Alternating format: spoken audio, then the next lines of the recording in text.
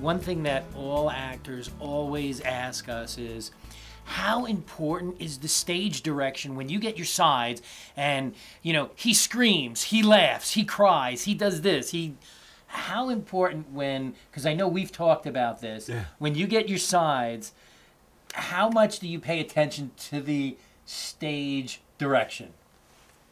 Well, I think that if the stage direction says he's walking around the character, he's like intimidating or interviewing or pulls whatever, out a knife or you can't do that. I pulled out a knife one time in an audition and they got really upset. But it was early in my career, and but I think there's little tricks you can do. You can't move too much when you're on tape, for one thing. But I think the main thing for me is when I'm studying the script, I read through it once with the stage directions and then I cross them out, because I really believe that the writers are just have an idea of what is going on. The director's going to have some other idea. You're going to have another idea. The cinematographer, the camera, they're all going to have another idea.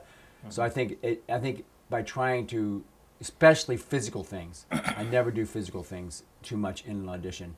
As far as like he laughs, he cries, he whatever, I think it gives me hints of who the character is, and I might do it if you have to do it where they say to do it. If there's a reaction for the casting director, the other person reading is going to do something, you have to like jump at them or something like that. Then you must do something to make them feel that.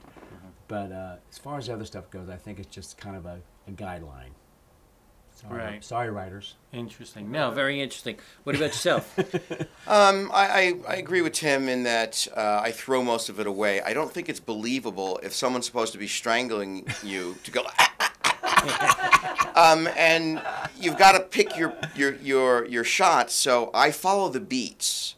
Now I might slow down or speed up for a written direction in a script, but actually doing them is not a wise idea, because unless you're incredibly believable, if they don't feel menaced, they're not going to see the knife in your hand. And if you bring a real knife, there's a large possibility you're not going to get the job because they felt that you are scaring the heck out of them. They didn't need to see the real prop.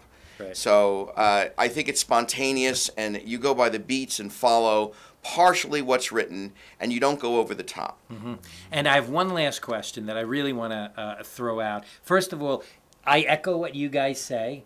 I think it's great because it shows the confidence, and that's what we're paid to go in to do, is to bring in our creativity. So that's what it shows. But my last thing is, very interesting, when an actor leaves the audition, you finish your scene, you take your beat. Is there anything you leave with? Do you just, are you're done, you take your beat and you're walking, or do you say, would you like to see anything else? How do you leave the audition? Most of the time the auditions are now, because we've been around for a long time, they pretty much always say, "That's great, thanks a lot, that's great," I want to go. You guys, I'll often say, "You guys sure you don't want to see another way?" And then once in a while they'll go, "You know what? Maybe we'll try this. Okay. Or maybe we'll try that," and that works out really well for me. I just want to throw this in really quickly too, though. I'm not afraid anymore. I used to be to stop the audition. Whether I'm in the middle or the first few lines, you go, you know what, I think I'm going to start this over. And then I just start back, and then I start over. Good. And that's what you just start over. And because if I get in the middle and I'm screwing up, I'm now screwed up for the rest of the time. Right. Cool. So, what about yourself? I think owning the audition, like Tim said, it's your audition, it's your time, it's your parking money and your picture and resume. So without being rude, yes, I think that knowing how to start and stop an audition is important. I have a couple of stock phrases that I might use when I leave. I don't believe it. You? Overacting is a big problem with actors that are desperate and really hungry, so they push really hard. And the casting directors can smell desperation, so can the directors and producers, and they don't want to hire you if you are desperate.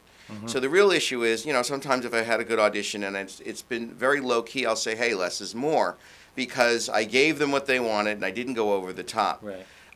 Normally you get out of the audition. If you felt you did really good, you don't want to say anything to screw it up. So you want to get out of there. You don't want to mention your favorite baseball team if the guy has a cap on or whatever. Right. You don't want to blow the audition because he may hate your team, the director or producer. So you want to leave on an upbeat, thank you very much, have a great weekend. And maybe if you didn't do what you wanted, you might ask for another take. That's fantastic. Well, this was great. So with that, on behalf of Actors Reporter and our show interviews, I want to thank my friends. Kim, thank you for showing up. Really appreciate it, Tim. Thank you so much. Welcome. Really appreciate it. And guys, thanks for watching. And keep it going out there. Have a good one. See ya. Bye-bye.